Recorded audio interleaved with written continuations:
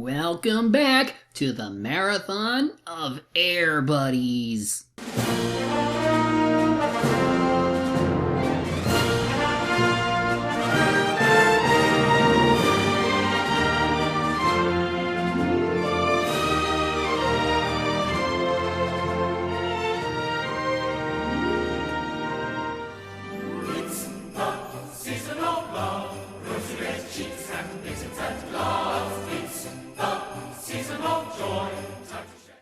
So, now that the bunnies have taken part in an actual sporting event, naturally the next step was to do something completely different. Send them to space. Well, we all know how that one turned out, so let's instead make the fourth movie about Christmas, even though technically Snow Buddies happened during and after that. But I suppose a real Christmas is just what the buddies needed to maybe one day grow up like real dogs. But before we can even get to the buddies, time to establish our plot. Right away we see Santa Claus, played by George Wendt, as well as his dog, named Santa Paws. I mean, of course he would be named that, and how appropriate that they make him a dog since they are the center of the universe, it seems. And he's voiced by the late Tom Bosley in one of his final film roles. As they walk on what appears to be a CG set, they see some kind of large icicle melting away. If the great Christmas icicle continues to melt at this rate, Christmas magic stored in the ice crystal will vanish. These days, children and their pups just don't believe like they used to. Their focus is on themselves instead of on giving to others less fortunate. If they don't understand the true meaning of Christmas, the icicle has no chance. 1. Santa can understand animals, it seems. 2. Are you seriously implying that you only visit humans and dogs? You have an animal-themed Santa working alongside the supposed real Santa of this world, and he's only reserved for dogs. That is totally unfair to all the other house pets who may happen to live in the same homes as dogs, and they get nothing. Well, might as well see where they go with it. I mean, we got sports playing dogs after all.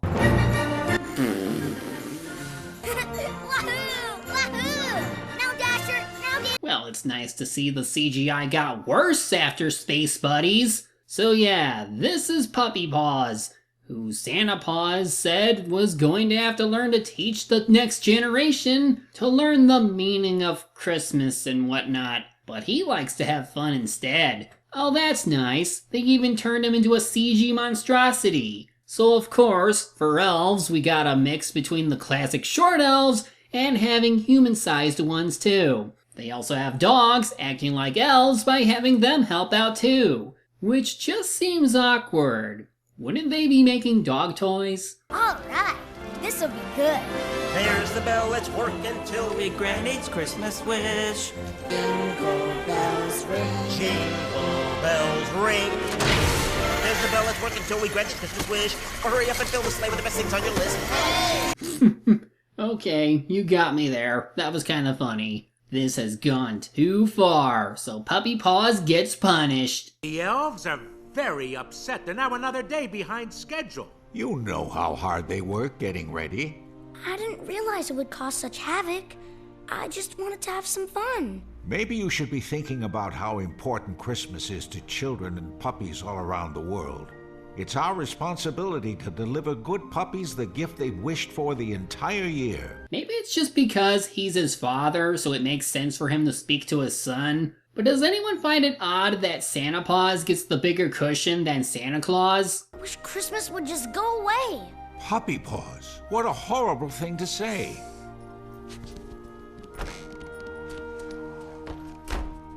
Do you think I was too strict with him? Maybe just a smidgen, but I'm sure he'll get over it. Yeah, children these days get distracted too much to care about things for too long. Going to Fernfield, Deputy Dan is trying to rally a chorus with little success. More importantly, Tim Conway is now providing the voice of Sniffer. For the buddies, well, besides this being the last film, Field Kate plays Buddha, Ty Pennitz takes on the role of Mudbud for the rest of the series. Otherwise, no changes for the rest of the buds. Are you worried you might be on Santa Paws' naughty list? Pshaw. Santa Paws is just Dad dressed up in a red and white suit. That's all, dog. They just use it so we behave all year. So is that an excuse to why you're always getting yourselves into trouble? Like with the space adventure you had a while ago? And keep in mind, they already went through Christmas at least once in their life, so they should already be adults by now. So they don't believe in Christmas. So does most of the town apparently, since only a handful of people showed up to watch them light up the Christmas tree. 2, 1.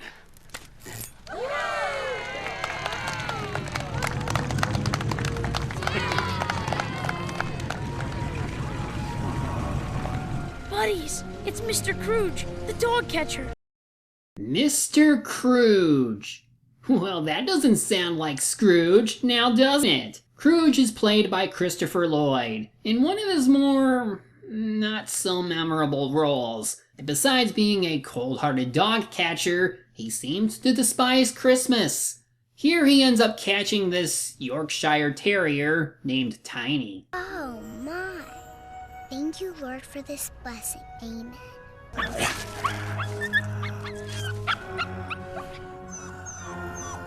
Thought you could run wild in the streets.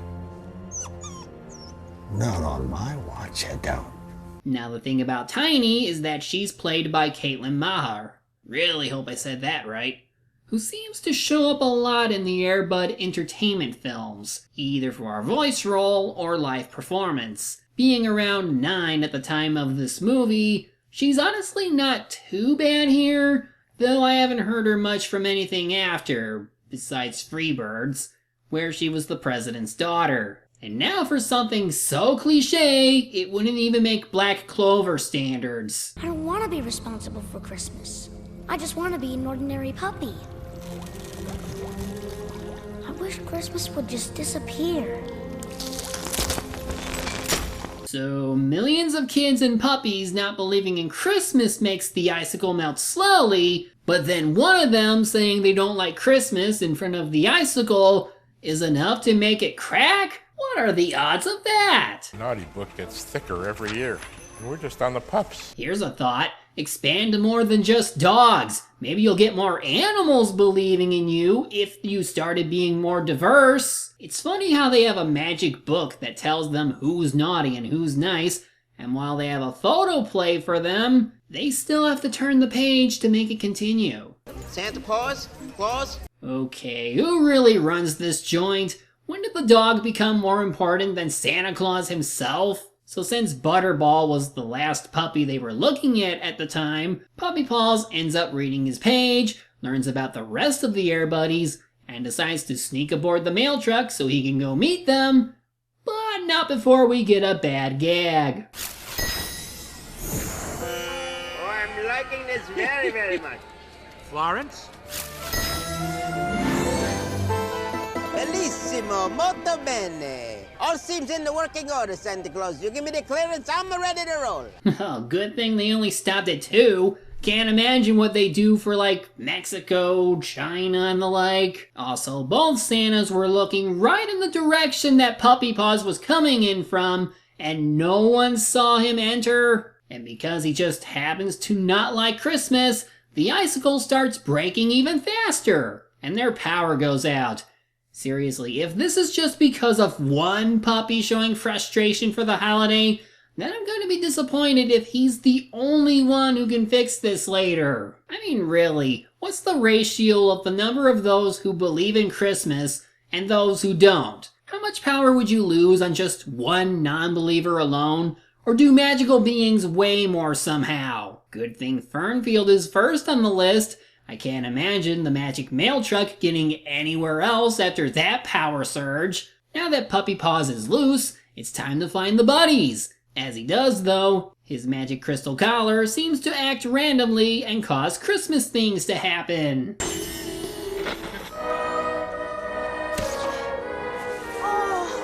Looks to me like we've tapped into all the additional power we've got. Oh my. Another leak. hate to even say it, but I think the North Pole is starting to melt. Damn global warming. Meanwhile, some kid is talking to the world's most bored Santa helper, asking him to deliver a letter to the real Santa? Well, why not just drop it in the mail? That's what most kids do. Why else would they send an elf to pick them up at the post office? Mr. Cruge ends up spotting Puppy Paws and goes after him. Only because he's clearly old, he ends up having a hard time catching him. So you know what that means. Yo! Get out! What'll it be? Yes! Hey! What in the heck are you doing? That dog! I'm trying to catch that dog! Okay, you're almost there. Just a little more feeling to it, and you might have something. It seems the icicle crackdown is so bad that even the reindeer look worse than usual. Seriously, are they all CG? They could afford to fly to Japan for a monkey movie, but they can't afford real reindeer? And how does losing magic power make you sick with the flu? Would you believe it's only 20 minutes into the movie and we've only seen the buddies in like one scene at the beginning? Not counting the naughty list thing, they haven't shown up for like 20 minutes now and we have like an hour left to go. When are they gonna do something to help save Christmas? What's wrong with the truck? Almost ran out of power. Where's all the mail, sir? That's all there was. You stopped at one town. You know, Fernfield isn't the center of all your magic power. You even know that much. What a coincidence. Butterball shows up at the store Puppy Paws is at, only to lose him just behind a tree that he can't possibly run past since they couldn't have been walking that quickly. At least he runs into Sniffer, who tells him how to find Butterball's home, and what do you know? He's actually home. While he tries to sneak in, Butterball tries eating a candy cane, which I hear are bad for dogs. I'm not sure how Dad does this, but here goes nothing.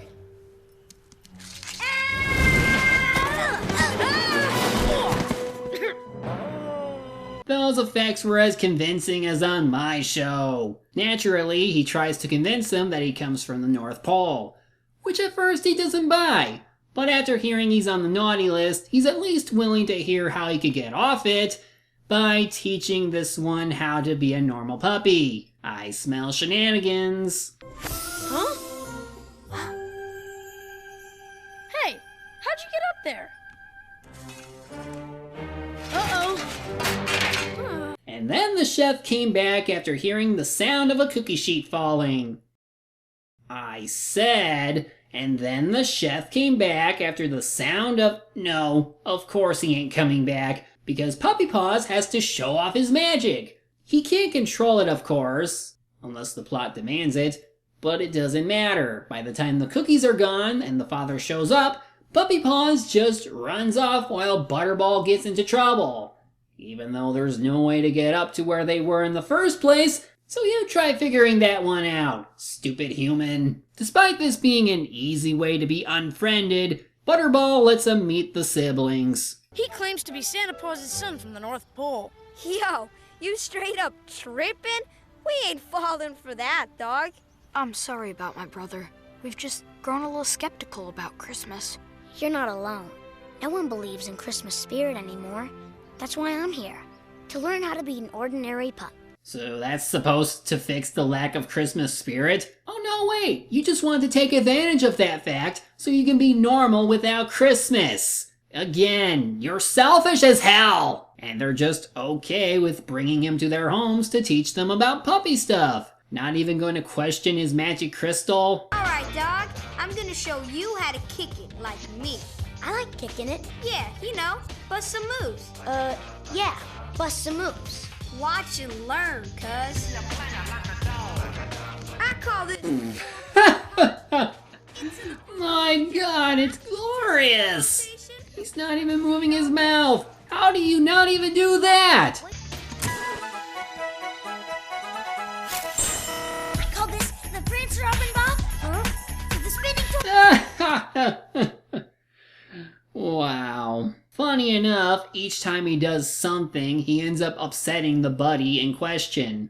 So it's like each one doesn't want to hang with him. Though some were asking for it. like Mudbud saying not to make a mess in one of the rooms, despite walking into it all dirty to begin with. Stupid! You're so stupid! Time for a subplot involving that one kid's dad, as apparently his son wants a puppy for Christmas. So he sees Mr. Cruge, because there were no pet shops in town, it seems. This is the one. She's perfect. I'll take her. That's $300. I thought the puppies were free for adoption. We'll give her a loving home, take good care of her. Did Cruge actually tell you that was the case? Or were you actually expecting them to be free because they're puppies?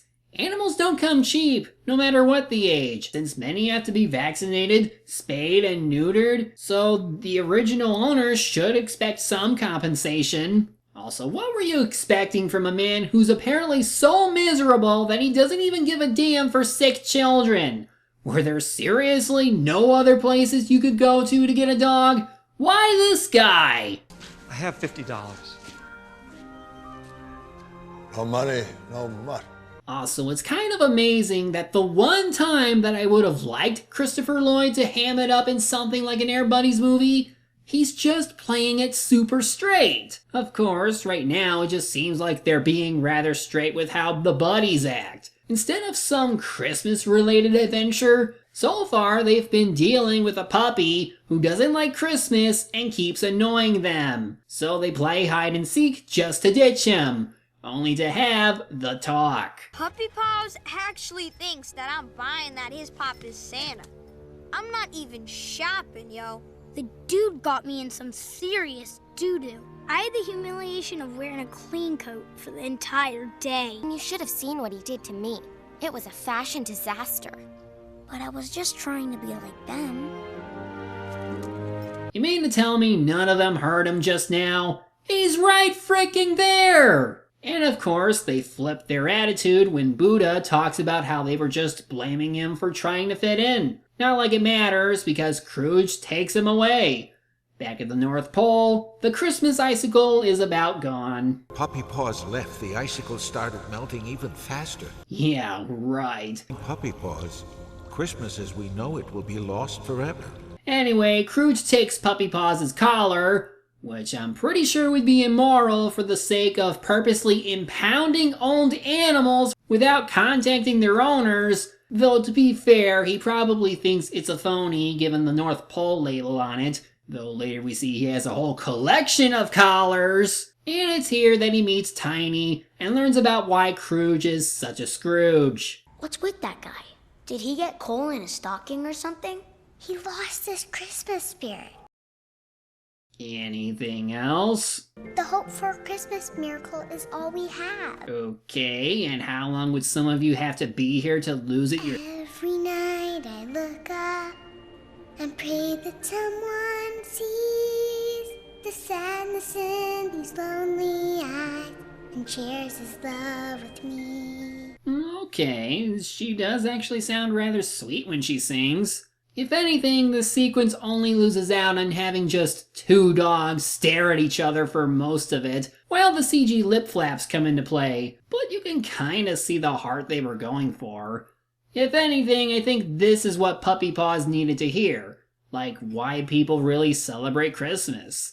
It's because during that time of year, some good can come from it when people believe in the goodness of man. Speaking of miracles, though... Great news!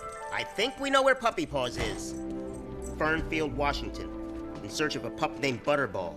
You know, he was saying he just wanted to be an ordinary pup. It's a miracle he pieced that all together just by finding his clothes and that page of the book he tore off. Please, bring back Puppy Paws as fast as you can.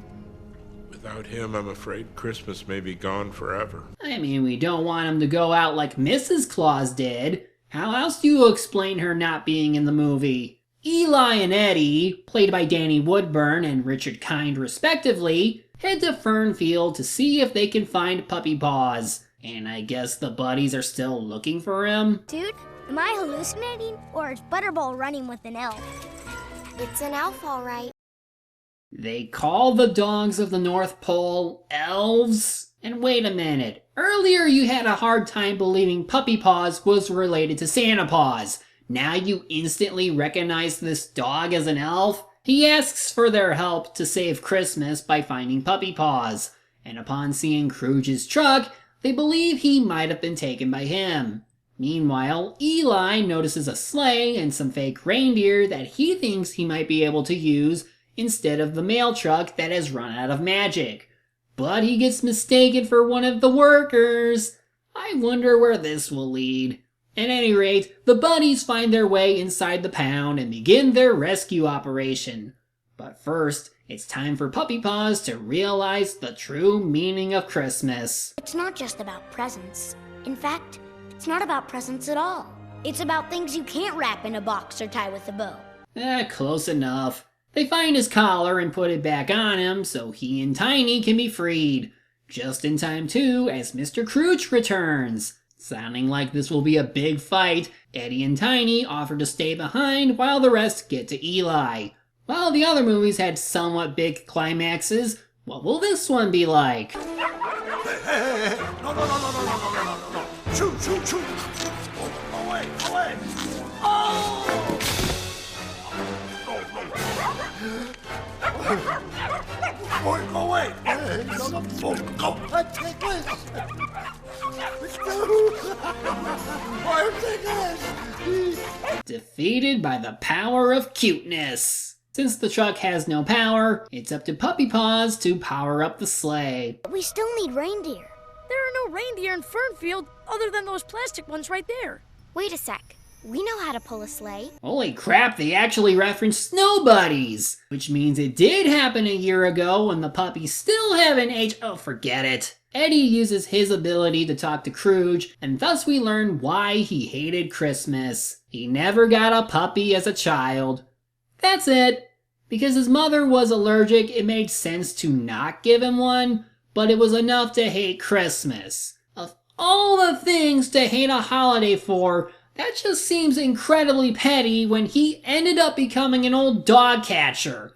What the hell were you doing wasting your life away for? It's time to let Christmas back into your heart.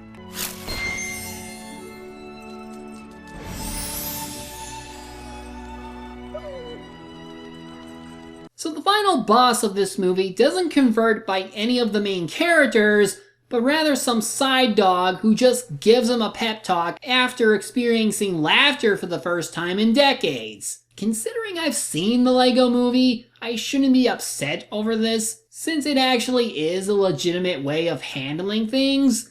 But given how effective Cruge was as a character, it just comes off rather disappointing. So Eli just has the buddies fly Puppy Paws home through the power of CGI, but they also pass by Cruge's place just to cement his little redemption arc, as now he feels like giving the puppies away for free. And I guess him believing in Christmas is enough to stop the icicle from melting. Where somehow somebody just decided they believed in Christmas after all. It only takes one person to change the lives of many. Santa Claus, I do believe that Christmas spirit has begun its turnaround. And then one more person just decided they didn't like Christmas anymore. So nope, this changed nothing. Seriously, if all it took was one person, then I can't imagine what would happen if many more decided to hate Christmas after. But luckily, Eli tells that one elf guy about who and what he is, and what he must do to ensure the spirit of Christmas remains. Even after the buddies crash land in the North Pole, they still make it in time to meet Claus and Paws. Somehow, there's only 20 minutes left in the movie, even though we already finished the big climax like 5 minutes ago, and everyone is acting jolly on Christmas Eve. Even Cruge is giving away puppies now. But the icicle hasn't grown fast enough to power the reindeer, so the puppies have to contribute to them again. What's happening? That's what happens to the leader. It's to light the way for the rest of us. I think we're going to call you Rude Dog. Now that's tight. My nose shines just like my bling. You were then ostracized for being a freak to all dog kind. What, Puppy Paws is going to deliver the gifts for both humans and puppies? That's kind of a big task. And the sequence itself goes on for a bit too long, with them going to several countries and each buddy getting to visit at least one house. though the background song singing in different languages is kinda neat. But more importantly, Cruge realizes how much of a Scrooge he was to that one sick child and gives Tiny to him. And with that, his redemption arc is complete. The buddies return home where they do one last delivery at Tiny's new home, giving them the best looking dinner ever. And with that, it's time to say goodbye to the Paws. We at the North Pole have decided to present to you your very own genuine Santa hats. Merry Christmas, buddies. And there's one more thing. So you made him older? What was that about? You earned this, son. Whoa. You're one of us now, young pup. And with you on our team, I think it's pretty safe to say that Christmas is going to be in very good hands for a long time to come. I don't get it, but I guess he's able to handle Christmas with them from now on. So the buddies accept him as their own, return home to their owners, and the next day, Tiny's owners invite Cruge to dinner. And suddenly, everyone in town loves Christmas again. The end. You know, this one's a bit weird. It's kind of a step up and step down from Space Buddies when you think about how they handled everything. Despite going with supernatural holidays as part of the world of Air Bud, in the same one where a bunch of puppies went into outer space, it feels underwhelming they played it a little more straight like with Snow Buddies. They have talking dog elves, with one having the power of Christmas magic, and they don't really do a whole lot with it until halfway into the movie. By that point, the buddies start getting involved, but they're only stuck to saving a friend and help fly him places while only ever interacting with the main villain once. I felt like they could have had more Christmas shenanigans or have some kind of different villain like in most Rankin Bass movies. Speaking of which, Christopher Lloyd is wasted here as they only have him as a contemporary Scrooge character with a weak backstory and no memorable moments to speak of. Puppy Paws' character arc doesn't really work all that well when we barely know much about his history and the magic system doesn't make a whole lot of sense. Hardly any of the characters' actions did, since it's built on contrivances and things just conveniently coming together to move things along. And those effects, I swear, are laughably worse than in Space Buddies. And it's everywhere. The only good thing they did was not have Butterball fart, which is a Christmas miracle in of itself. I guess I was expecting a bit more from the series that introduced space traveling dogs. Maybe be a little more entertaining than with Space, since it's Christmas and you have two different Santas. But it just felt lacking, even for a Buddies movie. It had a little bit of heart, which I felt Space lacked, but it still doesn't have enough soul to really make it stand out above the rest. So here's hoping the next movie has more of it, because appropriately enough, it is a Halloween-based movie. Tune in next time for Spooky Buddies.